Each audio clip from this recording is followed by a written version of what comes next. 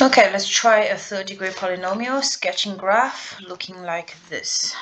If you are asked to sketch this and it is not in factorized form, you need to factorize it first so you know where all the zeros are. So we have actually learned what's called remainder theorem, factor theorem, okay? So we're going to use the factor theorem to do this. We know that p of x is equals to x cubed minus 4x squared plus x plus 6. I'm going to test values to see which value would give me 0 when I substitute it into this function. I know straight away it is not 1 but just by looking at it, maybe -1, or maybe it could be 2, it could be 3. I will never test x equals to 4. I don't have to test that because the values you're going to test is normally a factor of the last number.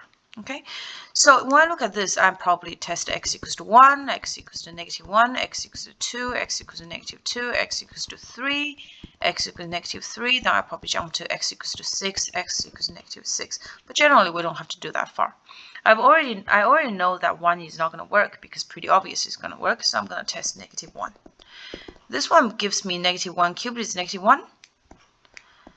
-1 squared is +1 minus 4. -1 plus 6, and voila, it works. Fantastic. So x equals to 1 is a solution. So from there, what we're going to do is we're going to say that means polynomial 3x x to the power 3 minus 4x squared plus x plus 6 is completely divisible by x plus 1. And a quadratic.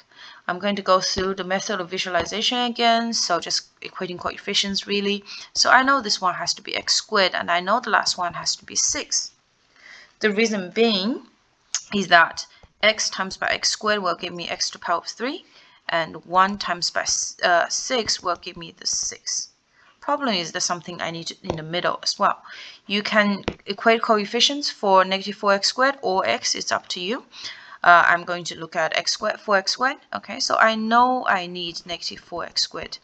And by looking at the combinations on the right hand side, that will give me x squared. 1 times by x squared will give me 1x squared. However, I want to get to 4x squared, so I know I have to minus 5x squared. That 1x squared minus 5x squared will give me -4x squared. So what would actually make the -5x squared is this. Okay, x times by -5x will give me -5x squared. So that must be this. That means I can then factorize this fully into x plus 1 times by x, and x we want positive, so -2 minus 3. So what does the graph look like? I've got a set of axes. It is x to the power of 3. In another word, the two ends are going to point in opposite directions. The leading coefficient is greater than 0, it's positive. So I know the 2n behavior is going to look like that, pointing into opposite directions, and it's going to go in this direction.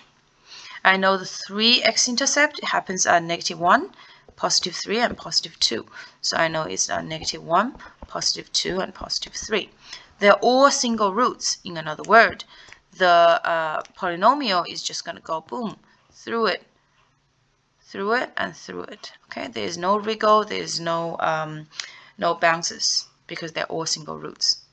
As soon as that is done, the one last thing you have to do is make sure that you also put down your y-intercept, which is 6, because you can read it off here. That is 6. And that's the end of that graph.